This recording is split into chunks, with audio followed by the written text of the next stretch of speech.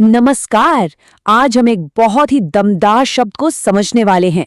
एक ऐसा शब्द जो उन विचारों, आदतों और सिस्टम्स के बारे में है जो इतनी मजबूती से जम चुकी हैं कि उन्हें बदलना लगभग नामुमकिन सा लगता है। तो चलिए शुरुआत एक सवाल से करते हैं जो हमें इस शब्द की जड़ तक ले जाएगा। जरा सोचिए, सैनिकों की खाइयों और हमारी कुछ जिद्दी आदतों में आखिर क्या बात कॉमन हो सकती है? अपने मेन शब्द को समझने से पहले हमें इस एक चीज को समझना होगा। ये है एक खाई, जिसे अंग्रेजी में ट्रेंच कहते हैं। मतलब जमीन में खोदी गई एक गहरी, मजबूत जगह, एक ऐसी डिफेंसिव पोजीशन जहां से बाहर निकलना बहुत ही मुश्किल होता है। तो इसका मतलब ये हुआ कि एंट्रेंच्ड कोई ऐसा विश्वास या सिस्टम है जो एक सैनिक की तरह खाई में गड़ा हुआ है। मतलब वो इतना मजबूत और अपनी जगह पर फिक्स्ड है कि वो किसी भी बदलाव का डटकर विरोध करता है। तो देखिए, एंट्रेंच्ड का इस्तेमाल उन एब्स्ट्रैक्ट कॉन्सेप्ट्स के लिए करना चाहिए जो सालों से चले आ रहे हैं और हमारे समाज, राजनीति या हमारी सोच में बहुत गहराई तक अपनी जड़ें जमा चुके हैं। और यहाँ पर इसका उल्टा भी साफ है। इस शब्द का इस्तेमाल किसी भी टेम्पररी, फिजिकल या आसानी से बदलने वाली चीज के लिए कभी नहीं करना चाहिए, जैसे कोई ट्रेंड या कोई मामूली राय। तो ये बात गांठ बांध लीजिए। अगर किसी आइडिया में ये दोनों बातें नहीं हैं, मतलब वो लंबे समय से नहीं है और बदलाव का विरोध नहीं करता, तो एंट्रेंच्ड उसके लिए सही शब्द नहीं है। यहाँ हम साफ तौर पर फर्क देख सकते हैं।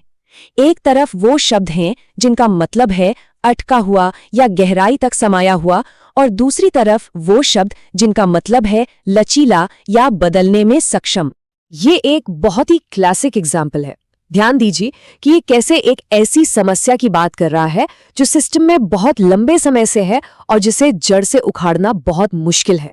बिल्कुल इसी तरह ये उदाहरण एक ऐसी सामाजिक समस्या को दिखाता है जो इतनी मजबूती से जम चुकी है कि वो समाज को आगे बढ़ने से रोकती है। हम एक बहुत पावरफुल वाक्य बना सकते हैं। कैसे?